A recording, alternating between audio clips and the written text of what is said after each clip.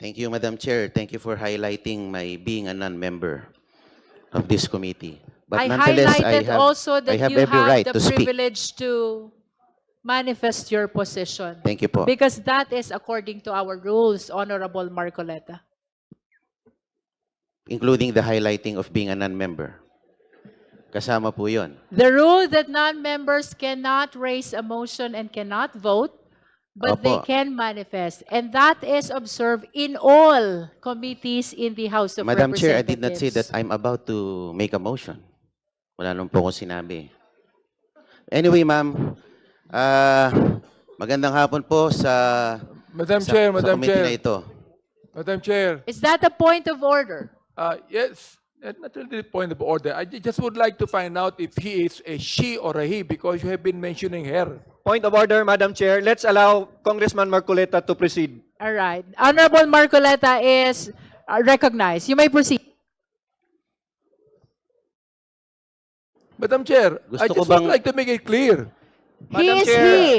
He The- is the he. point I of stand order is corrected. not in order, Madam Chair, because I just want to make, because you said twice her. All right.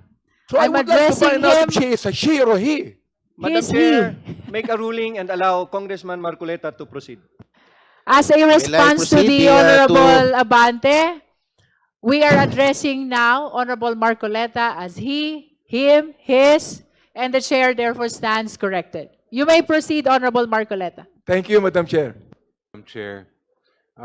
First of all, to be clear, ako'y naniniwala na may kapangyarihan ng Committee on Justice na buksan yung kahunayan. But to me, the crucial question is, kailangan ba natin buksan? The question is in relation to the determination of probable cause. And if we are talking about probable cause, para sa akin ay nandyan na ang ebidensya, sapat na yan para makapag-determina na tayo kahit hindi natin bubuksan yung kahon na yan. Meron pong kasabihan sa batas sa ex abundante cautela, with extreme caution. And out of the abundance of caution, I believe that it would be more prudent for us to leave this to the Senate to decide whether to open the box or not.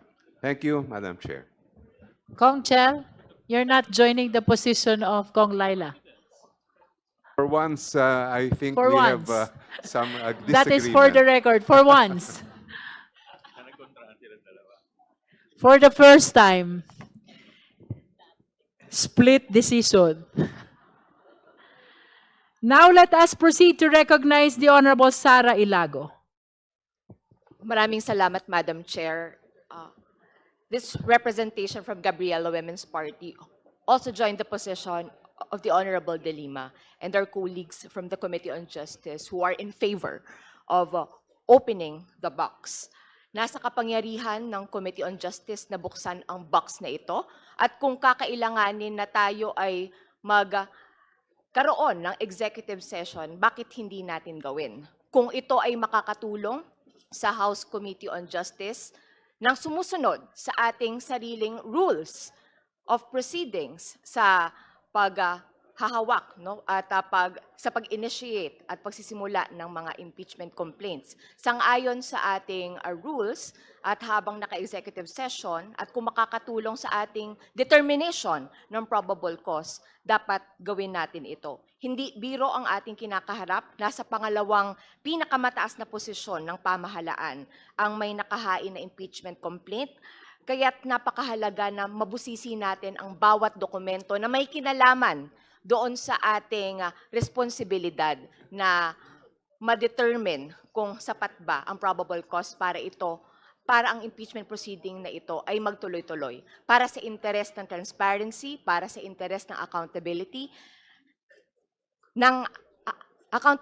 Madam Chair, kinakailangan ho natin buksan ang box na ito. Hindi po dapat tayo magpatinag, hindi po dapat tayo umatras at kinakailangan natin gamitin ang kapangyarihan ng Committee on Justice sang-ayon sa konstitusyon na magpatuloy sa impeachment proceeding na ito at gawin ang lahat para matiyak na malinaw ang batayan sa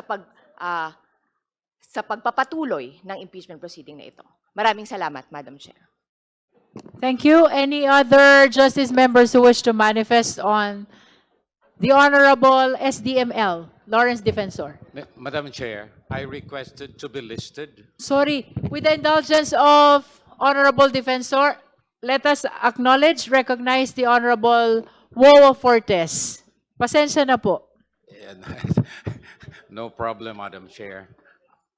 Madam Chair, we are currently at the stage of the determination of probable cause. And in doing so, we have accepted the fact that we are not a trial court and therefore restricted by certain rules.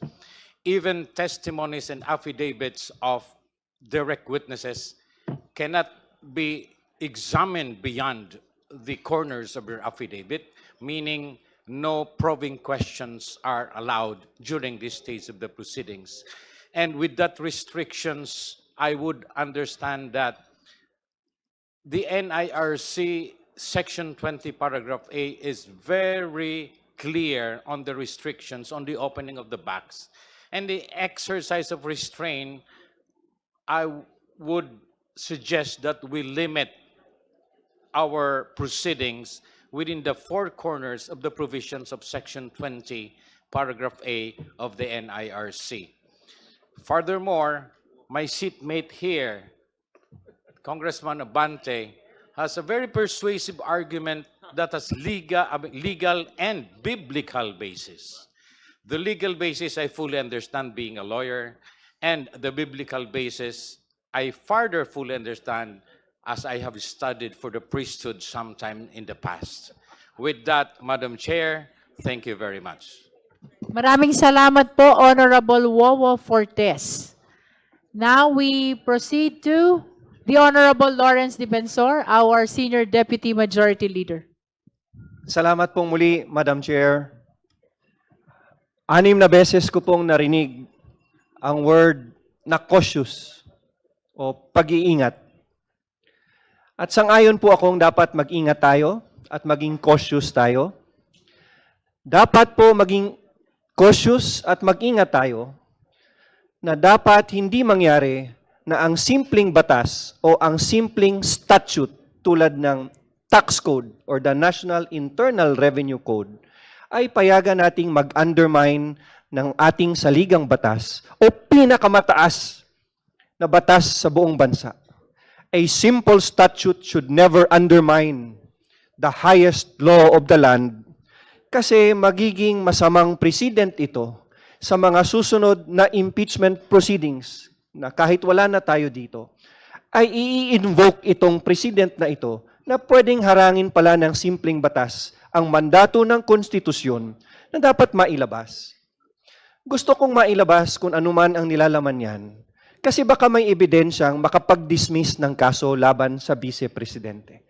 The evidence inside that box could acquit the Vice President at hindi na siya maantala sa trabaho niya ngayon pa lang at hindi na tumagal ang impeachment na ito. Baka meron ding ebidensya na makagpapatatag pa ng ebidensya at makakakumbinsi pa sa miyembro ng mga komitibang ito para mas maging matatag ang kanilang pagboto. Public office is a public trust at naniniwala ako na in every move that we take, it should always be the Constitution and the spirit of the Constitution that should govern our proceedings in this committee. Maraming salamat po, Madam Chair. Thank you. Madam Klaro Chair. naman Madam yung Chair. posisyon ni Kong Dilema as well as SDML Defensor. Madam Chair. As simple as the Constitution is paramount. And this is the power behind the accountability mechanism. The Honorable Ko. Thank you, Madam Chair. Madam Chair, I join Representative De Lima in her motion na buksan ang kahon for the simple reason that Congress in its proceedings sa pagiging House Committee on Justice paghanap ng probable cause in impeachment proceedings, supreme ito, no? May supremacy siya over statutes such as the tax code which provide limitations kung paano ipoproseso yung information such as tax returns. That is applicable on specific circumstances as provided by law or even in ordinary circumstances. Pero the impeachment proceedings are not mere ordinary circumstances na maaaring mas ipantay or even pababain, no, sa level ng statute, no. Ang fear ko po, Madam Chair, and that's why I'm also raising this manifestation, lahat po ng ginagawa natin dito will set a precedent in the future. Should there be similar impeachment proceedings kung saan tatanungin ano yung extent ng kayang gawin ng House Committee on Justice, they might look on April 29, 2026 at ang desisyon ng House Committee on Justice na mas limitahan ang kanyang kakayahang mag-imbestiga, no, ng naaayon doon sa pag-establish ng probable cause ng impeachable official. They might look at this and say, oh, dito, out of caution na hindi makasuhan, etc., they decided conservatively. And if continuously in history we will decide conservatively, mas lilimitahan yung kapangyarihan ng hindi lang po ng House Committee on Justice, pero ang pagtingin ko and ang pag-appreciate ko din, this branch of power, the legislature. So this manifestation is in support, no, of the balance of powers na dapat na e-exercise ng legislature na naaayon sa konstitusyon, na hindi po dapat natin itinatali yung ating mga kamay para hindi magawa yung dapat naman pong nakalagay sa highest law of the land, kaya nating gawin. That is all, Madam Chair. The last justice member to manifest on this is Congressman Terry Ridon from Bicol Saro Party List. Magandang umaga, Madam Chair. Tingin ko lahat naman po tayo ay gustong buksan, no? Yung pong box na ito. Una, dahil nakabatay po ito sa constitutional power natin po bilang impeachment proceeding to subpoena documents like BIR documents.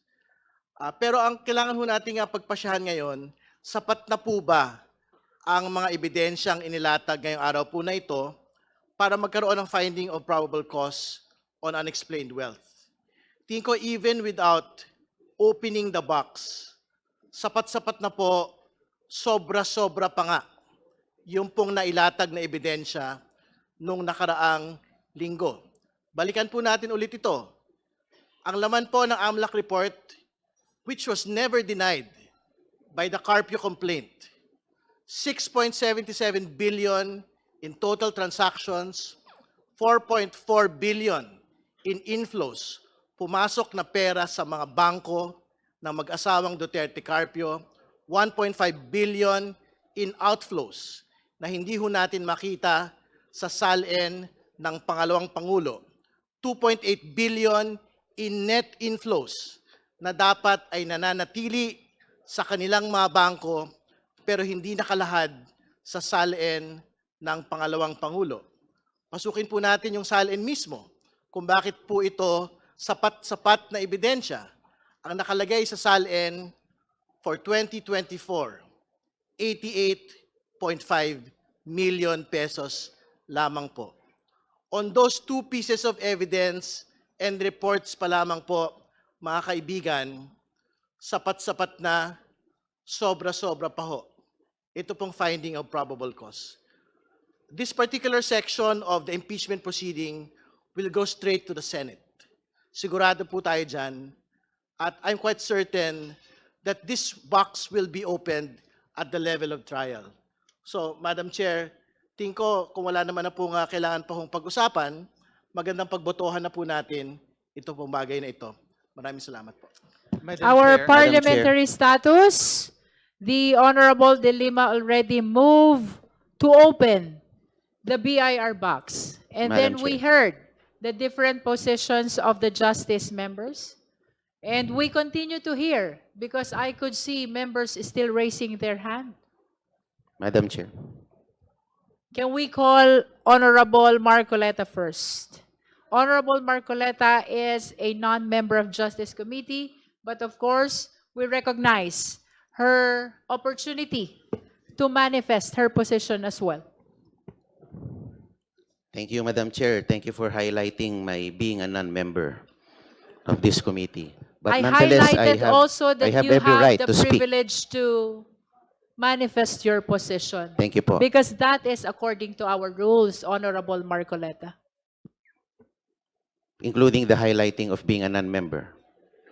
Kasama po yun. The rule that non-members cannot raise a motion and cannot vote, but they Opo. can manifest. And that is observed in all committees in the House of Madam Representatives. Chair, I did not say that I'm about to make a motion. Wala nung po akong sinabi. Anyway, ma'am, magandang hapon po sa, Madam sa, Chair, sa Madam committee na Chair, ito. Madam Chair. Is that a point of order? Yes, not really the point of order. I just would like to find out if he is a she or a he because you have been mentioning her. Point of order, Madam Chair. Let's allow Congressman Marcoleta to proceed. All right. Honorable Marcoleta is recognized. You may proceed. Madam Chair, Gusto I ko just would bang- like to make it clear. He Madam is Chair, he. He The- is the he. point I of stand order is not corrected. in order, Madam Chair, because I just want to make, because you said twice her. All right. So I I'm would like to addressing find out him. if she is a she or a he. Madam is Chair, he. make a ruling and allow Congressman Marcoleta to proceed. As a response to proceed the to- Honorable Abante, we are addressing now Honorable Marcoleta as he, him, his, and the chair therefore stands corrected. You may proceed, Honorable Marcoleta. Thank you, Madam Chair. Thank you for that clarification, Bishop Benny Abante. Ewan ko kung is that germane to this hearing. Anyway, magandang araw po, ginang Madam Chair at sa mga kapita-pitagang miyembro ng committee na ito.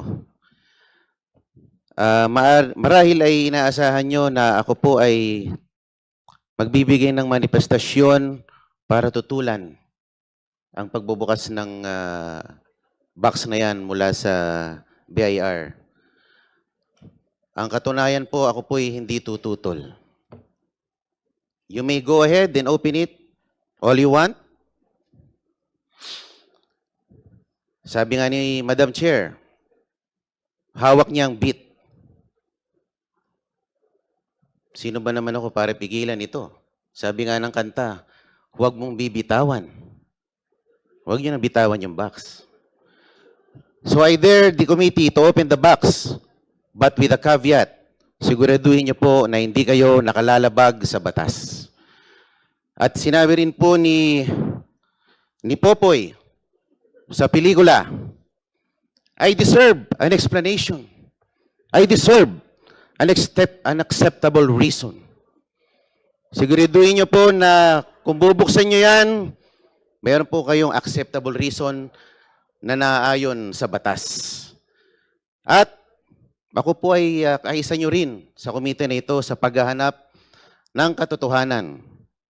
Pero sa ating paghahanap at pagsasiliksik ng katotohanan, siguraduhin po natin na tayo po ay hindi nakalalabag sa ating mga batas. Maraming salamat po, Madam Chair. Again, that is a manifestation and therefore it does not deserve or require any answer. Let us proceed. If there are no other members who wish to, the Honorable Sendanya is recognized.